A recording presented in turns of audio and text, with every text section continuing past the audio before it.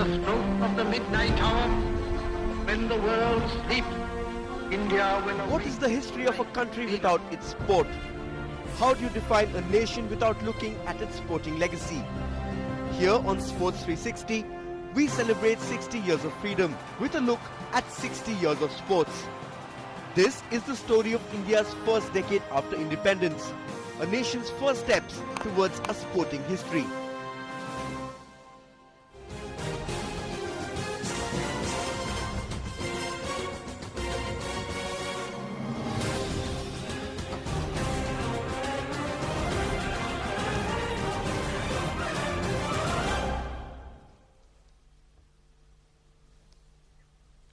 Hello and welcome to a very special series on Sports 360 and Digvijay Singh Deo.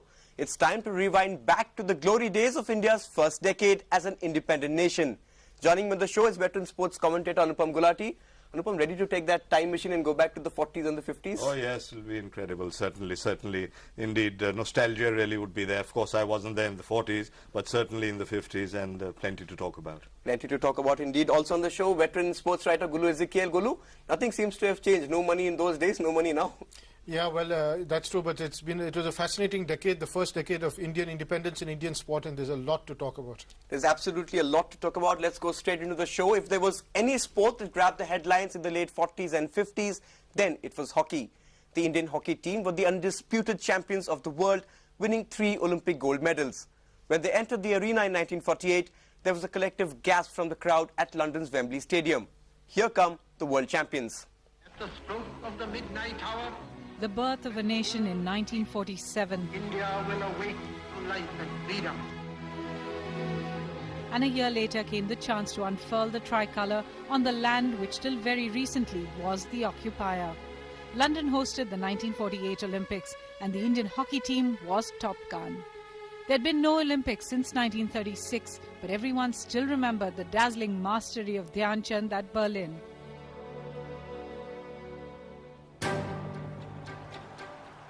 Kishan Lal's team scored 25 goals in all, conceding only 2. In the final, they played Britain for the first time ever in the Olympics and thrashed them 4-0. I think it was the first time that the national anthem was played in a sports stadium, and we all stood up. I think there were tears in our eyes, and I think it's a very emotional feeling at that time that we were able to contribute something towards the nation. 4 years later, another hockey team left Indian shores, this time for Helsinki. Many say the KD Singh Babu-led team was the best ever. 3 matches later, India's 5th consecutive gold medal was in the bag, Holland getting thrashed 6-1 in the final. Balbir Singh Sr. scored 9 of India's 13 goals in the tournament. Babu was awarded the Helms Trophy for being the best sportsperson in the world. Babu had a very good finish in him. He has a finer points of hockey. Balbir was a very good goal-getter. Balbir captained the team 4 years later at Melbourne. His team's record was even more impressive. 35 goals in 5 matches, none against. India beat Pakistan by a solitary goal in the final, capping a magnificent decade. But the tables would be turned 4 years later in Rome. Well, a golden era indeed. Guru, let me get you in on this. Don Bradman's team in 48 were called the Invincibles, but the Indian hockey team, through that decade, I mean, 3 gold medals, also before that 3 gold medals, they truly were an invincible team, weren't they? Well, when you talk about Don Bradman, of course, the immortal of hockey was Dhyan Chand, and Dhyan Chand in many ways was compared to Don Bradman. They were in the same era, and just like Don was unbeatable on the cricket field, nobody could come close to Dhyan Chand on the hockey ground, and in that sense, the comparison is valid, certainly. Anupam Gulati, it was a difficult time for India, wasn't it? 47 partition happened, and there was an exodus of players. Many went to Pakistan, many Anglo-Indians left. So it was a very good performance in keeping the fact that there was loss of talent from the team. Yes, absolutely. There was so much to fight about, really. Every position, you had to fight for your place. You had as many as 3 or 4 competent players on every position. Now, can you imagine the 1948 team, Leo Pinto, who's the oldest member, surviving member of that team, and he turned 94 in April. He's in Bombay. And he was the oldest goalkeeper to don the national colours at that time. At 34, he kept the final against England, and we beat England or Great Britain by 4-0 Right. in the final. Guru, And the second goalkeeper, right. Francis, who went on to win 3 Olympic golds thereafter, played his last Olympic Games as the goalkeeper under the bars in Melbourne in 1956. He was Right. 36. That's a record till today. It's a record till today. Gulu, also the fact that one of the members of the team told me that it was very easy to win an Olympic gold than to actually get onto the Indian team. Lots of competition despite that exodus.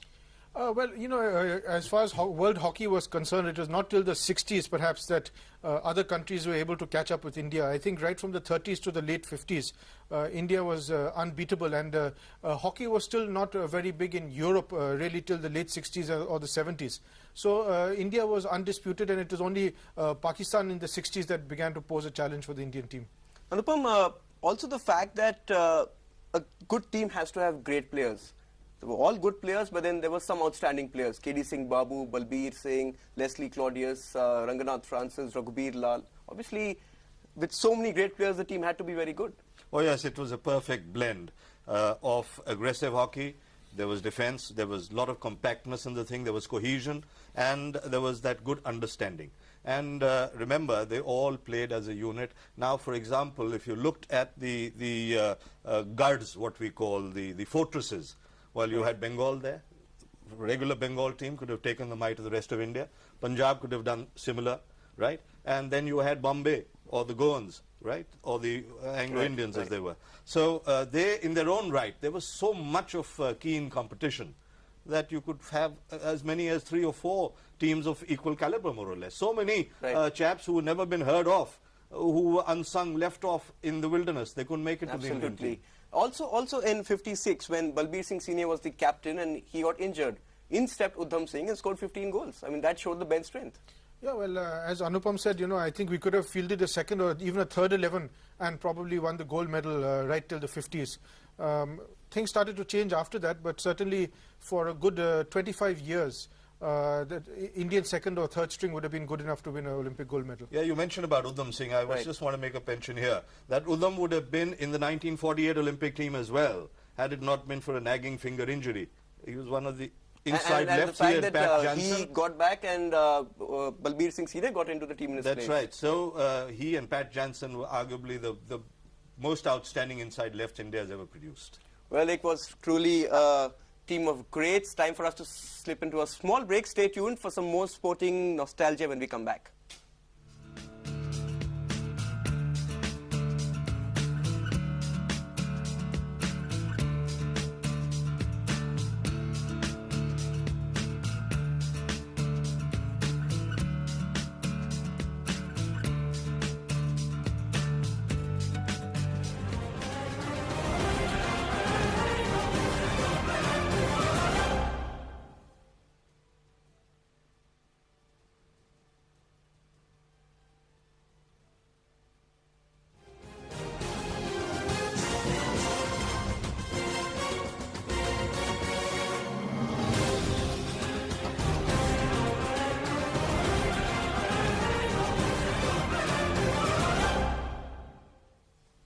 Welcome back. Now, India's run in the Olympics wasn't just about hockey. In 1952 in Helsinki, KD Jadhav won a bronze in wrestling. It would take 44 years for another Indian to step onto the podium in an Olympics in an individual capacity. Take a look at India's first individual Olympic medal after independence. The Helsinki Olympics in 1952 was the stage where wrestler KD Jadhav etched his name into sporting immortality. A resident of Karad, Maharashtra, Jadhav didn't have money to go to Helsinki. A benefactor helped him out and he was on his way. He took part in the 57 kg freestyle bantamweight category and lost only to the eventual gold and silver medalists. So वो government वाला नहीं था, वो एकदम ऐसा proud ही नहीं था, government कुछ नहीं, वो सबके सब मिलजुल के रहता था. These medals are testament to Jadhav's wrestling skills. He continued to be an inspiration to fellow wrestlers but was sadly forgotten by a nation. He rose to be an assistant commissioner of police, but wrestling was always his first love. Jadhav passed away in 1984 in a road accident, and finally the government woke up and gave him the Arjuna Award for Lifetime Achievement in 2000. 16 years after he was gone, Indian wrestling, despite a rich heritage, has never touched those heights ever again. Right, Gulu, wrestling was one of our traditional strengths, but Right. when KD Jadhav and his teammates went to London first and then to Helsinki, they found a totally different ball game. The rules were different. They had to wrestle on mats. Yeah, the crucial difference was that they wrestled in akharas, in mud pits, and having to wrestle on mats was something which they were completely unused to. And I think that gives more significance to Jadhav's achievement, because they had absolutely no training in that regard. And the fact that in 48, as you said, he went to London Olympics, he actually finished 6th in his category in 48. Right. And 4 years later, he got the bronze medal. I think that's a fantastic achievement on his part, really. But Anupam, not much is known about KD Jadhav. Do you think at that time we didn't exactly know the worth of an Olympic medal, considering the fact that now we know what an Olympic medal is worth, but then not many knew Yes, much about absolutely. him. I absolutely agree with you. Other than hockey, where you had the funding, you had everybody, because India was doing very well, had won 3 Olympics before the partition came about. So these individual sports were kind of neglected. Most of the athletes had to find their own sponsors, had to make their own ways to make it to the places there. So Jadhav was no exception. Gulu, the fact what Anupam was talking about, he actually, a benefactor sold his house. And that's how he went. And when he got back, a wrestling tournament was organized and the funds were gathered to buy that house back. I mean, that showed what was happening then. Yeah, but it was very disorganized sport in India in those early years, apart from perhaps hockey and cricket. So an event like wrestling had no proper organization or proper federation or funding or anything. So individuals, if they qualified, they had to go through their own resources, unlike now when it's all very professionally done. So Jadhav's was a real struggle. It was a real struggle indeed. KD Jadhav, independent India's first Olympic medalist. Now, let's move forward. A nation taking its first steps received a shot in the arm in 1951 when Delhi hosted the first Asian Games. Teething problems were swept aside and a grand spectacle unfolded, leaving a lasting imprint. The 4th of March 1951, a red-letter day for Indian sports. The newly built National Stadium in Delhi bore a festive look as the first ever Asian Games got underway. The architect of modern India, Jawaharlal Nehru, was in attendance as the 11 countries walked in. But while Nehru was enthusiastic, he couldn't spare money for the Games. Help came from unexpected quarters. Anthony de Mello, Tony de Mello, he knew how to collect funds for sports. He loaned the Indian Olympic Association 1 lakh of rupees from the National Sports Club in Delhi to hold the Games. The President Rajendra Prasad took the salute as the Games got underway. A capacity crowd enjoyed a spectacle never seen before in India. Guns were mounted to give him salute on the old Purana Killa. The closing ceremony was done by Mr. Nehru. But Mr. Nehru used to come in and his enthusiasm went right through all the 11 countries which participated. The Games were held in 6 disciplines and the Indian public had plenty to cheer about. India finished with 15 gold medals, second only to Japan, who had 24. But more importantly, it was a litmus test which a young nation passed with flying colours. Today, the Asian Games is only second to the Olympics. Anupam, a new beginning for a country, and they didn't have the money at that time, but what a good show they put up. Oh, absolutely. What we must compliment is the fact that it was the late G.D. Sondhi. It was his brainchild and endorsed by the cabinet, Prime Minister Nehru. That's how this became a reality. And even though there were not very many disciplines, not many countries, but it was a start in the right direction. So start in the right direction. Gulu, 15 medals for India. A lot of it came in athletics, but clearly that showed that we had it in us to actually go ahead. And if sport was given the money at that time, it could have really taken off. It was probably one of the best performances at the Asia level by the Indian team, I think in 1982 perhaps we exceeded that medal tally, but at least for 30 years it was one of the best performances. And if it had been sustained, then perhaps India would have been a sports superpower by now. But unfortunately, instead of going forward, the Indian sport did go back after 51. Yes, there's an interesting anecdote about Levi Pinto, who won 2 gold medals, the fastest man at the games, and yes, you were trying to say he was the fastest man of Asia that time, the sprint double, as we call it, 100 and the 200. And what's more, that was the stepping stone for him.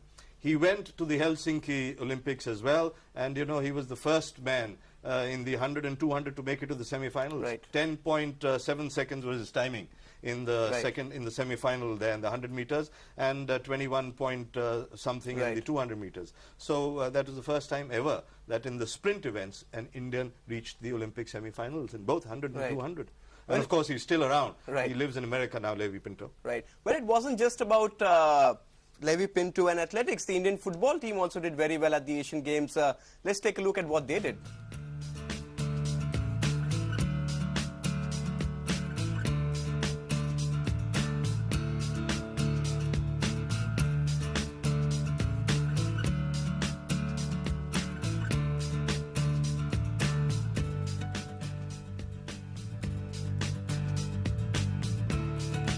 Well, 51 gold, 56 Olympics. Neville D'Souza, we've all heard about him. 4-2 they beat Australia, hat-trick, and unfortunately we didn't go forward from there.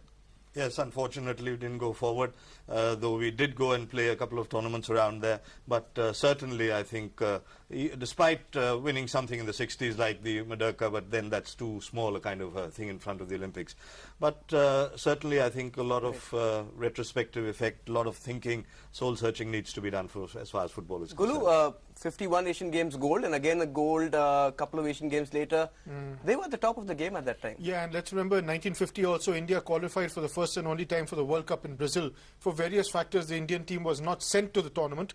But the fact is that probably from early 50s to early 60s was the golden era of Indian football, when not only was it the best in Asia, but it was possibly among the top maybe 20 or 25 teams in the world.